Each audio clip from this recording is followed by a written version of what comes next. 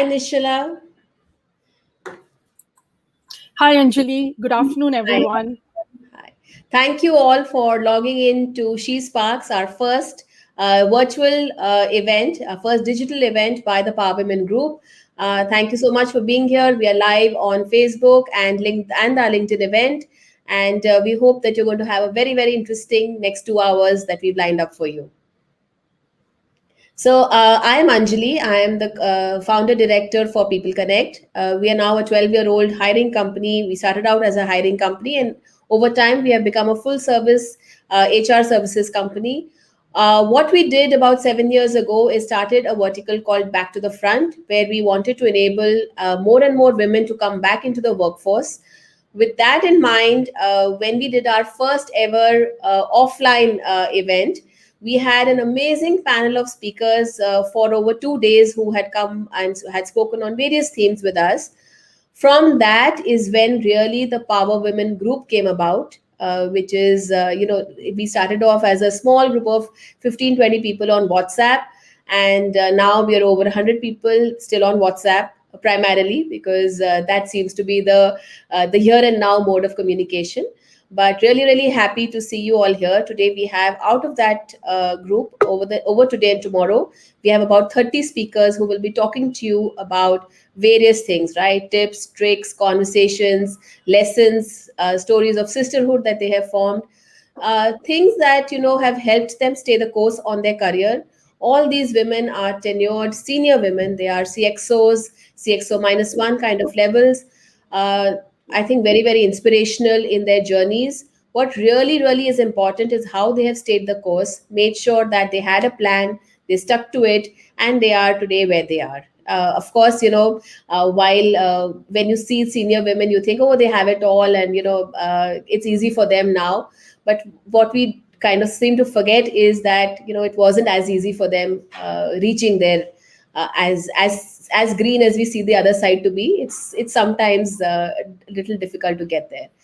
So that's a quick background about the group, and I'm so I'm honored that they have continued to be with us in the group over the last 5 6 years, have contributed a lot more than they would have taken. They're forever ready for any questions that you have for them. If you have any thoughts, or if you want to just share, especially I think during the pandemic is when this group really rallied together and has been there for each other to say that we know that it's difficult, and at certain levels, because like they always say that the journey at the top, while you are at the top, it is a little lonely out there. But this group has stuck together and made sure that nobody ever feels down and out for even a minute. So I think when we were growing up, if you remember, our parents used to tell us that you're known by the company you keep, or it's very important, choose your right friends and choose the right people that you hang out with, etc. I think even at this stage, right, even after 18, 20, 25 years of experience, I think it's still very important. Who are the people around you? Are they motivating you constantly? Are they always saying that, if I can do it, you can too? So I think, Nishila, that's really the theme of why the group got together, and why we continue to be together as a group. So Thank you so much, Anjali. Yeah, for yeah. sharing that. I think it was a great backstory. So, hi everyone. I'm Nishla Murthy Kaushik. I'm the Chief Marketing Officer at HFS Research. I also lead globally the Charter of Diversity and Inclusion, and I'm the event co-chair for She Sparks. And Anjali and me have curated a wonderful, very thoughtful, comprehensive agenda for all of you between today and tomorrow. And to be very honest, a little backstory about the event. It actually just started as a chat on the WhatsApp group, which Anjali mentioned about how can we take the lessons, the insights, the perspectives, all our collective knowledge and experiences to a broader forum of women and working professionals also, right? So it just started with one thought, and here we are, with an impressive lineup of agenda.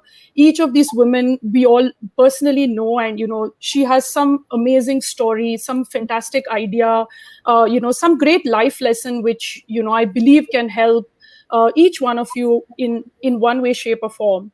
And the idea really of this is, we've designed the agenda so that no matter, like, what phase of your career you are, how old you are, which industry you are, whether you're in the corporate or startup, there'll be something of value in these sessions between today and tomorrow. The idea is, and when Anjali and me, spoke about how we would evaluate the success of this event, I think we said that, if everyone who joins in takes away one thought starter or an action starter, we'll be very happy, because I think that's the most important thing, right? Sometimes it all starts with just one idea, and one step at a time to make a positive change either in your life or the lives of people around you.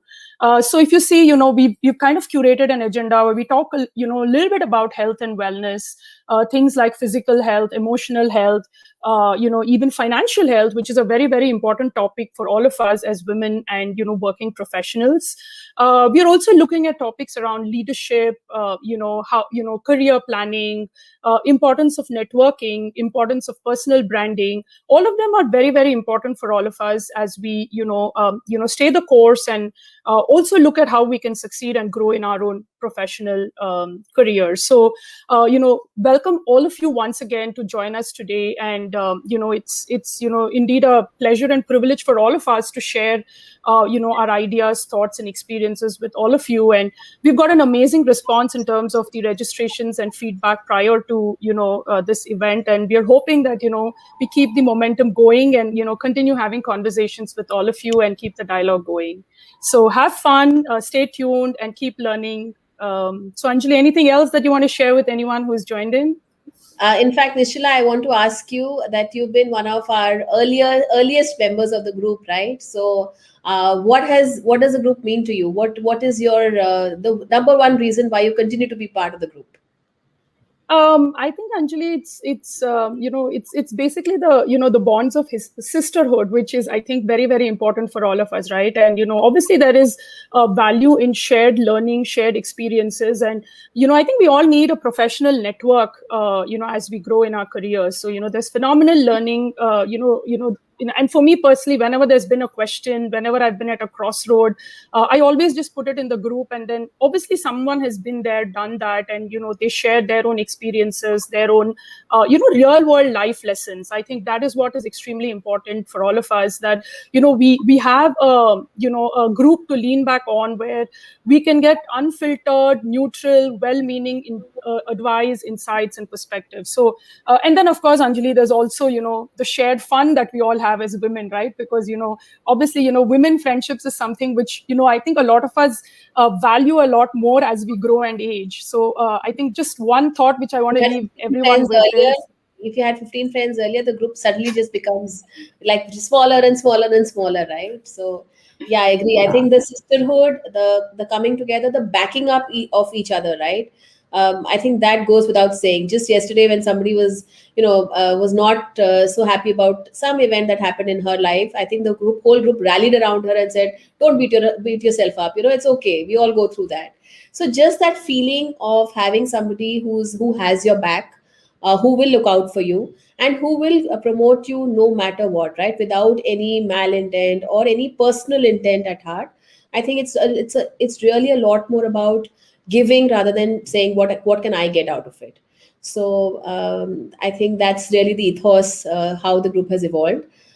In fact, when we started out as a 20-25 member group, very, very long ago, I really didn't think that this is the face and the way that it would come out today.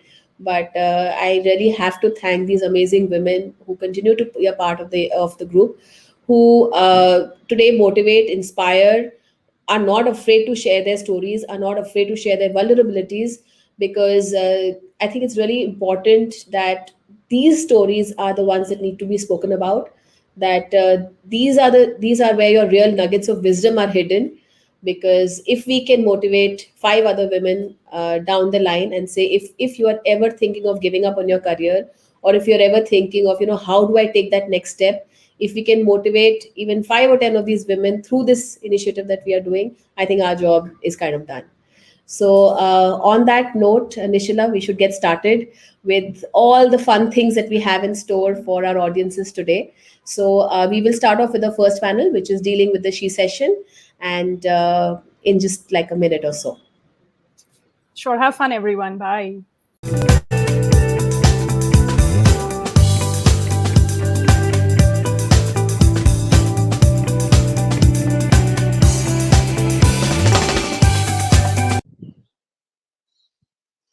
Awesome.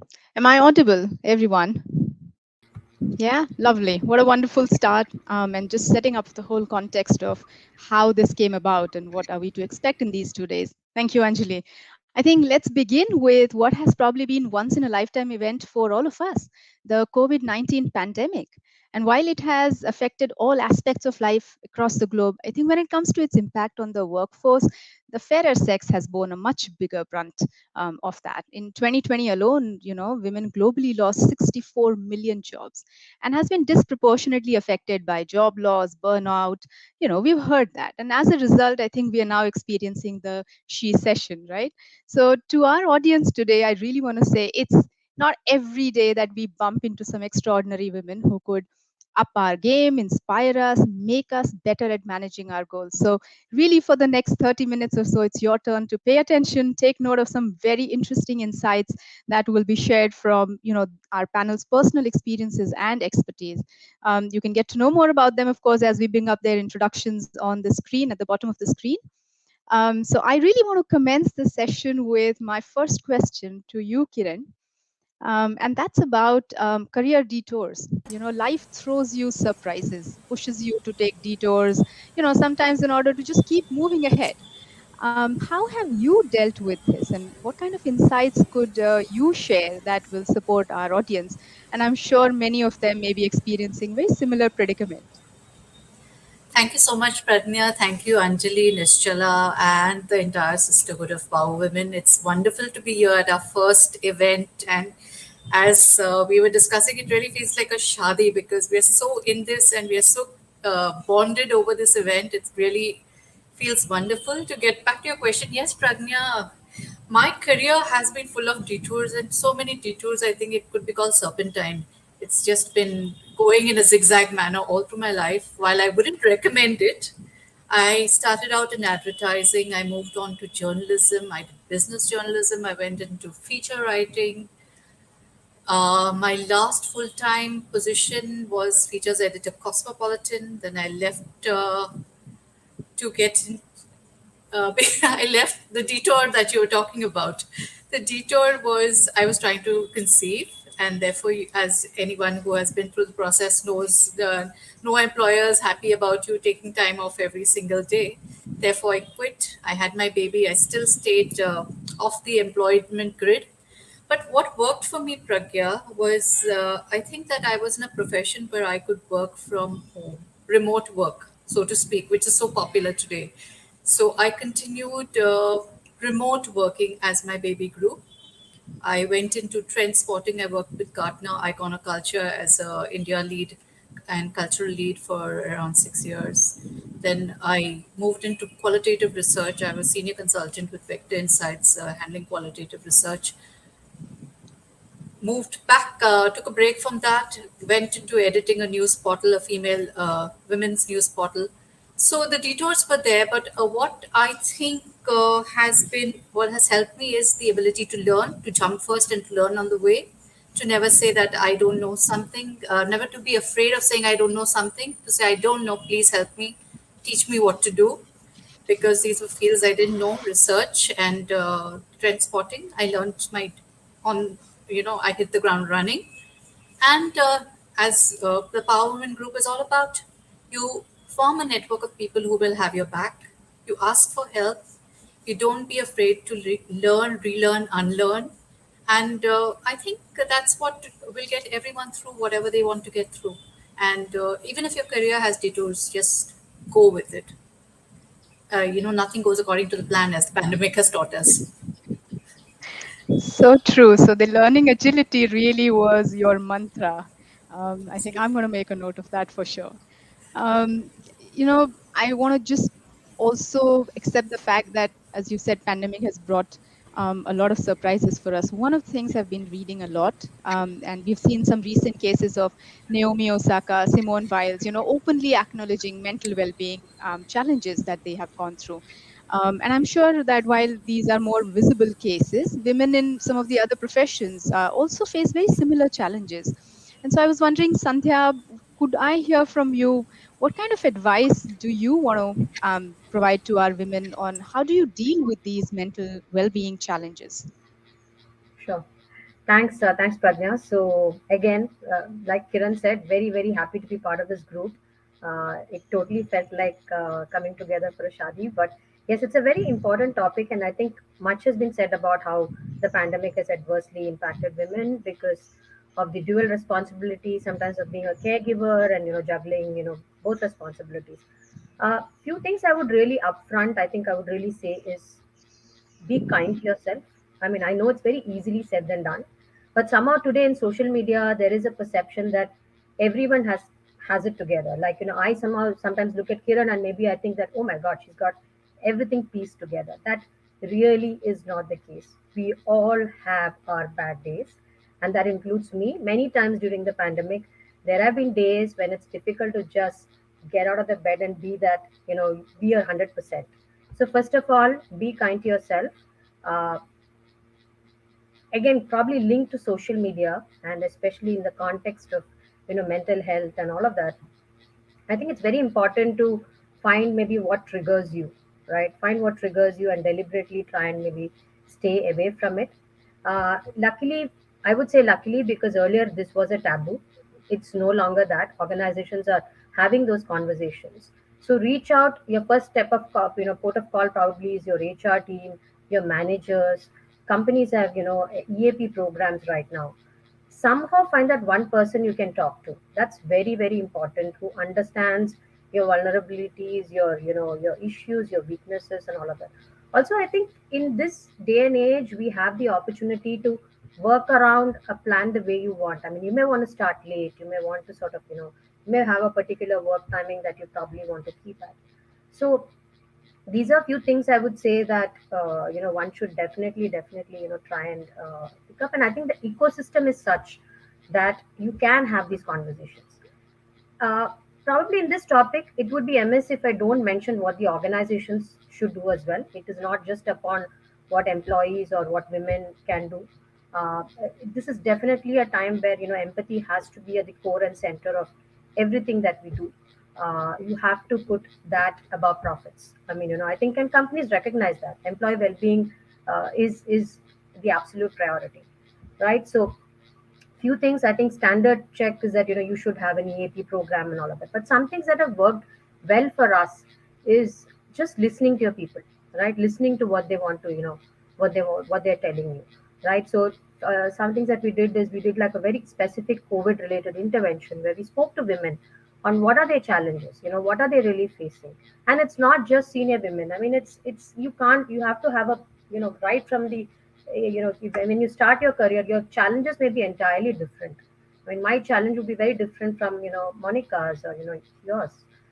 So we really got together a group of women, and then we just understood what their challenges are, and then we relate that to the entire organization. That really helped.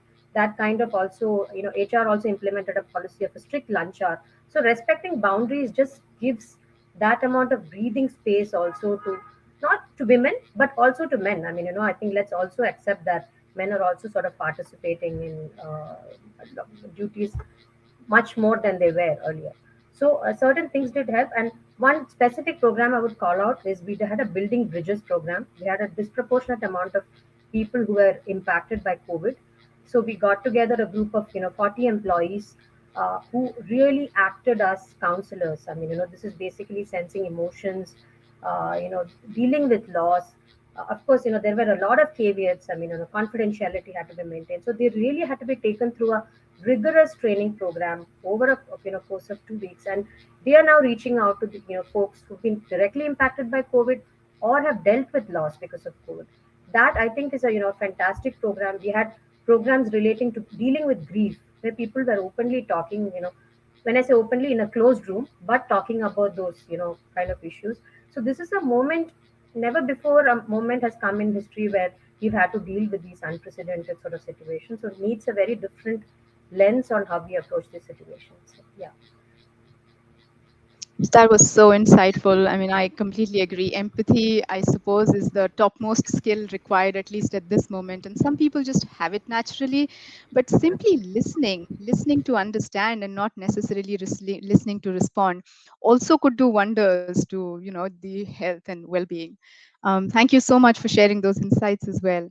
Um, and I think specific to, if I look at senior women and generally the women in the pipeline, we have heard about leaking pipeline, right? We already know there's depleting number of women in technology specifically, and it's kind of impacting disproportionately the whole gender ratio. I wonder what's happening in this space from organizations' perspective, and what can we all do to really get more women in the technology space? And I wonder, Monica, would you be okay to take that? Absolutely. First of all, thanks to Anjali and the wonderful team at People Connect for giving me this opportunity. I think the leaking pipeline has been a point of discussion for many, many years and actually decades now. COVID has actually pushed us many years behind on the gender scale, which we're all aware of as well. I think the more difficult problem is what technology has done for us in a positive and in a slightly negative way. And let me try to explain that. Um, Being able to bridge those barriers between work from home and work from office has now thankfully been taken care of. There are plenty of opportunities for women to get back to the workforce because everything is remote.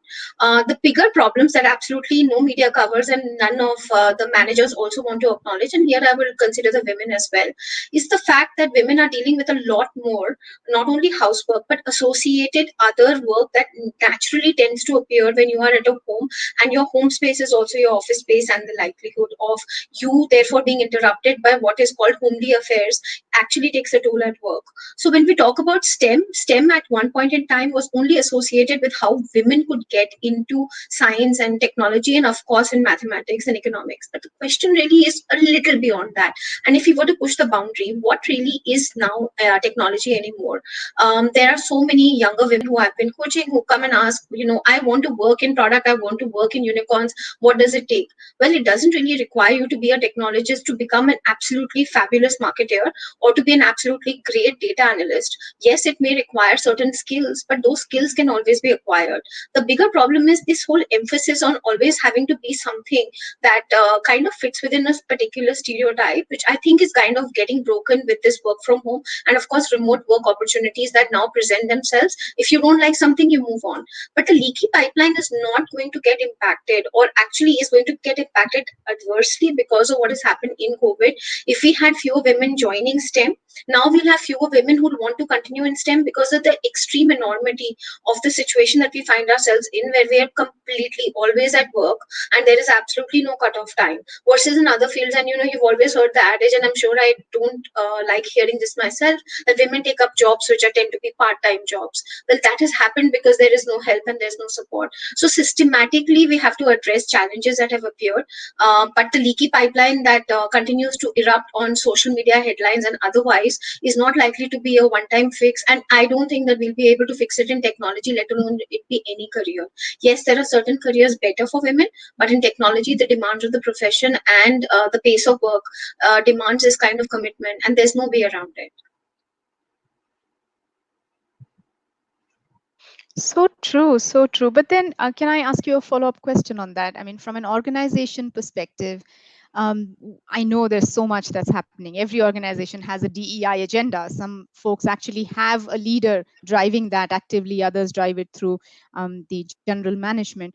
Anything that's resonated with you as a specific initiative that you could talk about, share with our audience? So, a couple of things definitely stand out. I think Sandhya has already spoken about a few. I think it's absolutely okay to talk about grief. It's also okay to emphasize the empathy-related highlights of what women characteristics are. But the more important thing for a DEI advocate within a company, for me though, is trying to make women equal to men and highlighting what characteristics make them equal or better, instead of always trying to show what it is that women have to do, which actually takes them away from equality in terms of how men are able to participate within the workforce. And let me give an example. Instead of saying that women are taking care of the children, we can say that women in this particular meeting have certain duties that need to be taken care of. It kind of removes certain biases that one puts in your mind about your association with the workforce. And this is again systemic challenges that you have. This is not about one single problem. Similarly, DI advocacy is also about how you can make other people empathize and actually equally participate in women's progress. And of course, some simple measures are obviously what everybody, I'm sure, addresses within their company, is to always ensure that there are enough women not only interviewed, but enough women that are actually shortlisted for job and position, so that there is an active recruitment policy and process that helps bubble up the right meritorious women. I think the other bigger problem in leadership is, which we all need to address, even as women leaders, is do you want to be considered fit for a role based on your gender or based on meritocracy? So when DI advocates tend to talk about gendered positions, or there should be a pushback, and this is where training comes in. I'm sure we'll be covering those aspects in a bit. So true. I mean, altruism is not something that you see every day. So you really have to make some concerted efforts in that space. But there's always this debate about, should you do this on meritocracy, or should you bring it up on an equal level playing field first? Let's talk about everything else later. Thank you for sharing that. Kiran, it just struck me that you spoke about these detours and you spoke so wonderfully about different things that you did. But I believe your trigger for that was a life event, right? I think taking career break or sabbatical or just making these career switches are situations where women struggle to make a decision. And everyone's a genius in hindsight, but the question is, how do you make that decision, having gone through this yourself? What makes it easier, and what are some of the factors that you may suggest others consider when they are at that crossroad? Very honestly, Pragya, this is a very important thing. I think most of us don't either have the opportunity to think things through before they happen to us.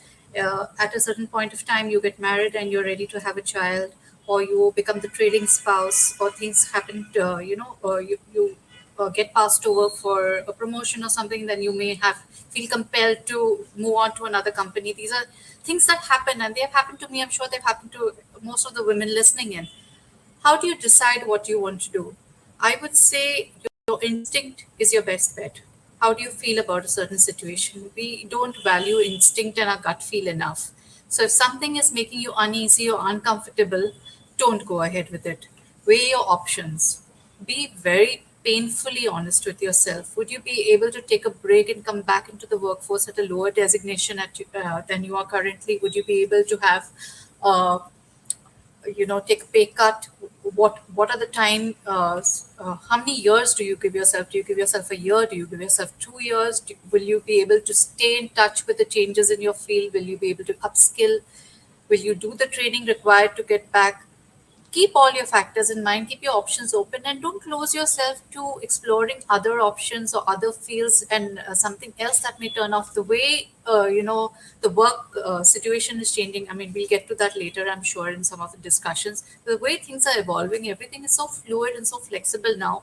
I think the thing is to be very agile, very adaptable, ready to learn, and also not and to be willing to take risks. So go with your instinct, take risks, be adaptable. I think that is, and be very painstakingly honest about your expectations from yourself as a career person. Put yourself first, but be honest about what you can, settle for or not settle for. And finally, I would say, don't get too attached to an organization. Build yourself as a brand first. That's very Oh my important. God, you packed in so many things in that just 2 minutes. Be brutally honest. I absolutely loved that. And that's one thing we all have area to improve. I think we don't pick ourselves first. We do everything else for everybody else but us. So thank you. Very, very insightful. But one common thing that I have been noticing, and we spoke earlier, Sandhya, about the mental health and well-being. You spoke about, Kiran, decision making and being brutally honest, but do what you have to do. The question is, one of the possible manifestations of really dealing with mental health or prioritizing it may possibly potentially slow down your career because you have to prioritize. So the key question is, how do you then stay relevant in the market? And especially certain skills, they're upgraded all the time, they're evolving at a fast pace. How does one kind of stay lock in step with what's happening around you and stay relevant? Yeah, okay. Quite a tricky question, especially in the context of mental health. But I would say again, go back to my first response, which is that be brutally selfish about your well-being. So that is absolutely paramount. Um, I think probably linked to that is, we always talk about self-care. Now, self-care can mean so many things, right?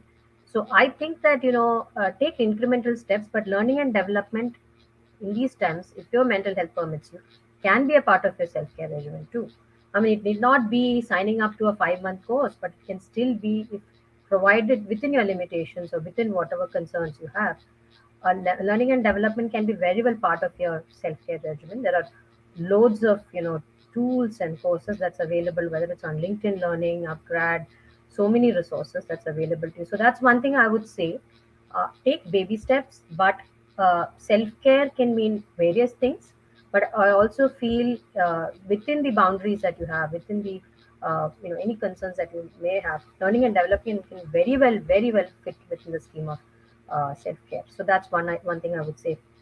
Second, I think, is never before has there been an opportunity where all of us have a work that's in four walls of our house, right? So you can really reimagine what your work is going to look like. So you have this opportunity, probably again linked to the conversation we had earlier, that one, mental health is more acknowledged in the organizations. Keeping that backdrop in mind, you can have those open conversations. You can tell them that maybe you want to reimagine your role. Maybe certain aspects of your earlier role didn't interest you enough. Maybe you want to take an expanded role, or maybe you want to take a curtailed role. But these are the times to probably have those conversations.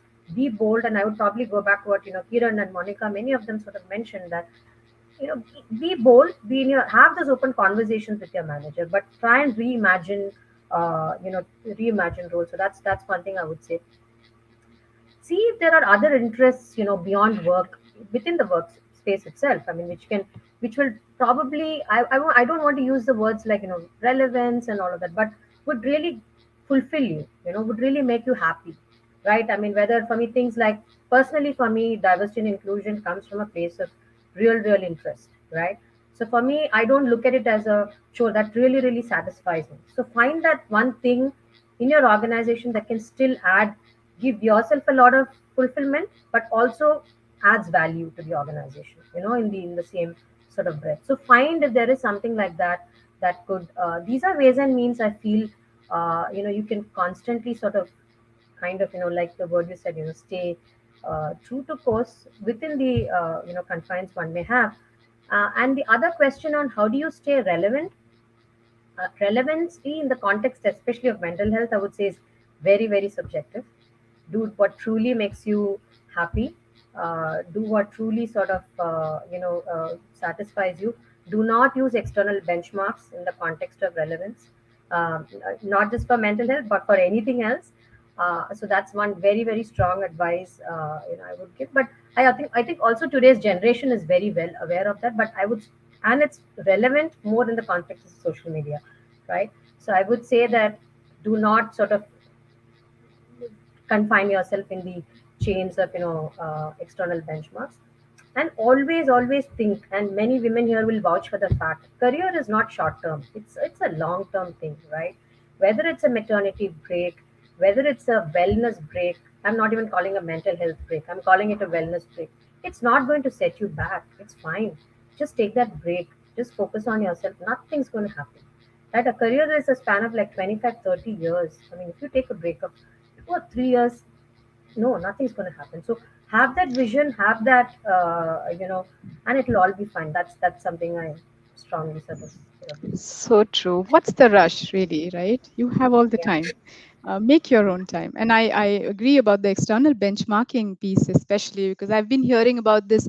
We are all in the same boat, multiple times. And I think we're not. We are maybe probably all in the same storm, but each one of us have different boats, and you need to figure out what kind of support system you have, and where you want to go in at what time frame. It's only you who can decide your career. So thank you, Sandhya. That was really, really insightful. I think I want to come back to you, Monica, if that's okay, especially about this VUCA world, right? We've been hearing about this, and this, I think, pandemic has just made this far more pertinent.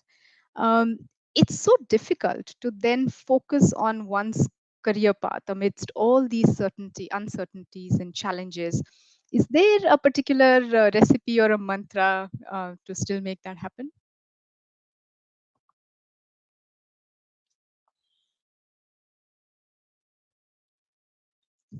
Can you hear me all right, Monica?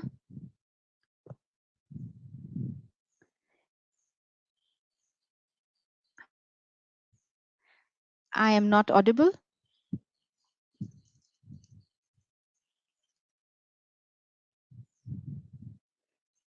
My apologies if I am still not audible.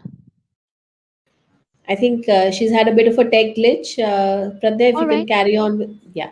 Yeah, perfectly. But am I audible all right? Awesome. Can I come to you, Kiran, if that's okay? I mean, you've seen so much in your career, and especially with all these uncertainties and changes. Is there a particular recipe you think that would work better than the others? On how do you focus on your career path?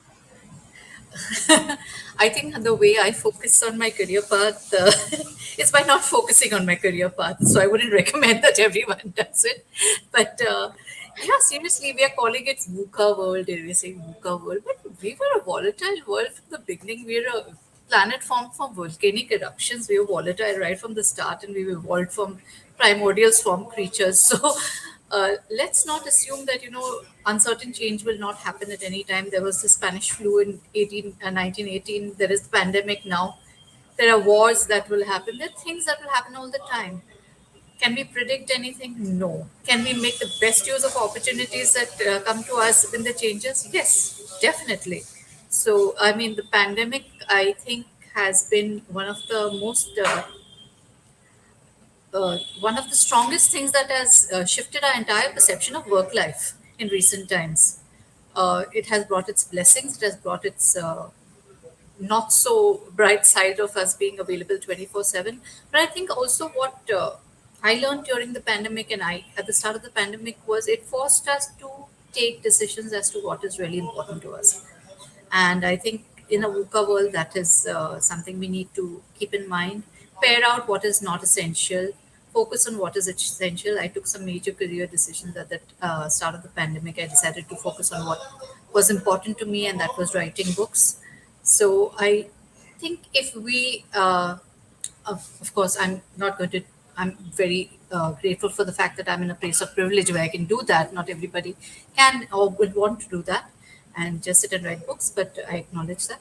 But I think that in a world that is so constantly involving adaptability, we've all spoken about that, relearning, reskilling, not being too attached to stuff.